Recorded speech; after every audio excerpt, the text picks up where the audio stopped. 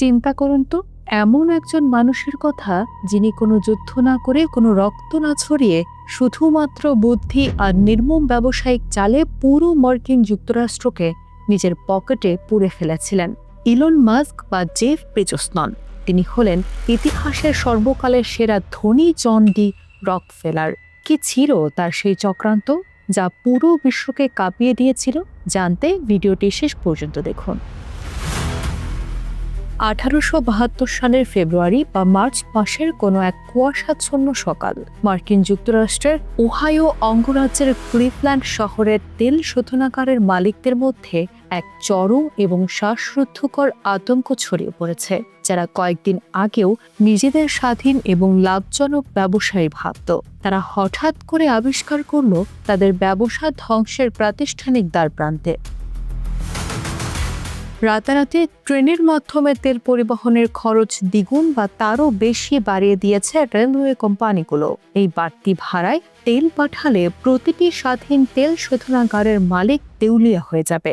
তারা যখন দিশেহারা হয়ে রেলওয়ে কোম্পানিগুলোর কাছে এর কারণ জানতে চাইল, তখন অন্ধকার থেকে বেরিয়ে এলো এক ভয়ঙ্কর সত্য। রেলওয়ে কোম্পানিগুলো একা এই কাজ করেনি। এই পুরো চক্রান্তের পেছনে রয়েছে সাউথ ইমপ্রুভমেন্ট কোম্পানি নামের একটি রহস্যময় ছায়া সংগঠন। আর এই সংগঠনের মূল কারিগর মাত্র ৩৩ বছর বয়সী এক শান্ত, ধীরস্থির এবং চরম হিসেবে তরুণ ব্যবসায়ী জন ডি রকফেলার। রকফেলার ক্লিভল্যান্ডের ২৬ জন স্বাধীন তেল শোধনাগারের মালিকের কাছে একটি চরম পত্র পাঠালেন। প্রস্তাবটি ছিল অত্যন্ত সোজা কিন্তু ভয়াবহ। হয় তোমাদের কোম্পানি আমার কাছে বিক্রি করে দাও, আর নয়তো চিরতরে ধ্বংস হয়ে যাও। মাত্র ৬ সপ্তাহের মধ্যে ২৬টি কোম্পানির মধ্যে ২২টি কোম্পানি রকফেলারের কাছে আত্মসমর্পণ করতে বাধ্য হয়। ইতিহাসে এই ঘটনাটি পরিচিত ক্লিভল্যান্ড ম্যাসাকার নামে। কিন্তু কিভাবে একজন সামান্য বুককিপার বা হিসাবরক্ষক থেকে শুরু করে কিভাবে জন ডেভিসন রকফেলার পৃথিবীর ইতিহাসের সবচেয়ে বড় মনোপলি বা একচেটিয়া সাম্রাজ্য গড়ে তুলেছিলেন? কিভাবে তিনি আমেরিকার রেলওয়ে ব্যারনদের নিজের হাতের পুতুলে পরিণত করেছিলেন? ১৯ শতকের মাঝামাঝি সময়, তখনও বিশ্বে বৈদ্যুতিক বাতির আবিষ্কার হয়নি। রাতের বেলা ঘর আলোকিত করার জন্য মানুষ ব্যবহার করত তিমির মাছের চর্বি থেকে তৈরি তেল বা ক্যাম্ফিন। ঠিক এই সময়ে 1859 সালে পেনসিলভানিয়ার টাইটাসভিল নামক এক অখ্যাত গ্রামে উইন ড্রেক নামের এক ব্যক্তি মাটির নিচ থেকে প্রথমবারের মতো অপরিশোধিত তেল উত্তোলনে সক্ষম হন।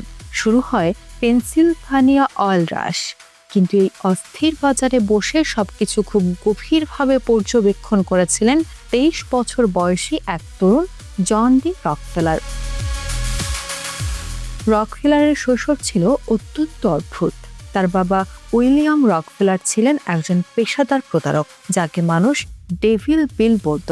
বাবার প্রতারণা আর মায়ের কঠোর অনুশাসন রকফেলারকে চরম হিসেবি ও আবেগমুক্ত মানুষে পরিণত করেছিল। রকফেলার বুঝতে পেরেছিলেন তেলের কূপ খনন করা চরম ঝুঁকিপূর্ণ। আসল ব্যবসা লুকিয়ে আছে তেল শোধনে। 1863 সালে তিনি একটি ছোট রিফাইনারি স্থাপন করেন। তিনি ছিলেন চরম মিতব্যয়ী।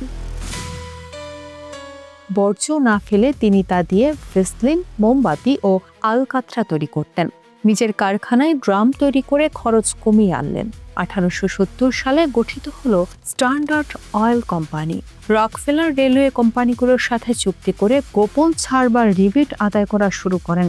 এরপর যখন রেলওয়ে ব্যারনরা তার বিরুদ্ধে দাঁড়াতে চাইল, তখন রকফেলার শুরু করলেন পাইপলাইন ওয়্যার। তিনি রেলে তেল না পাঠিয়ে শত শত মাইল পাইপলাইন বসিয়ে দিলেন। রেলওয়ে কোম্পানিগুলো বিশাল আর্থিক লোকসানে পড়ল এবং ধ্বংসের মুখে পড়ল।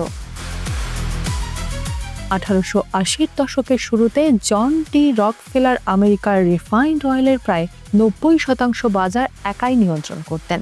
আইনি জটিলতা এড়াতে আর আইনজীবী স্যামুয়েল ডড উদ্ভাবন করলেন দ্য ট্রাস্ট নামক এক চতুর কাঠামো। 1882 সালে তৈরি হলো স্ট্যান্ডার্ড অয়েল ট্রাস্ট।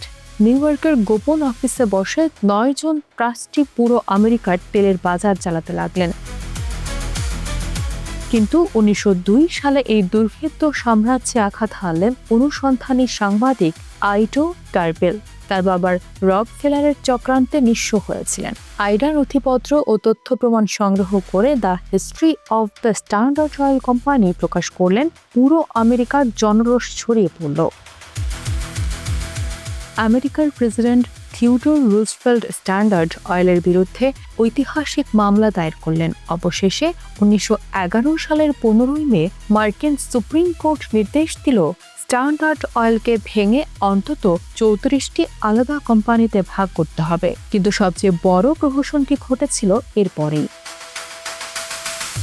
কোম্পানি ভেঙে শেয়ার বাজারে ছাড়ার পর সেগুলোর দাম রকেটের মতো বাড়তে শুরু করে। রকফেলারের মূল শেয়ার থাকায় তার সম্পদ রাতারাতি 3 গুণ বেড়ে $900 মিলিয়ন পৌঁছায়, যা বর্তমান মূল্যে প্রায় $400 বিলিয়ন কাছাকাছি।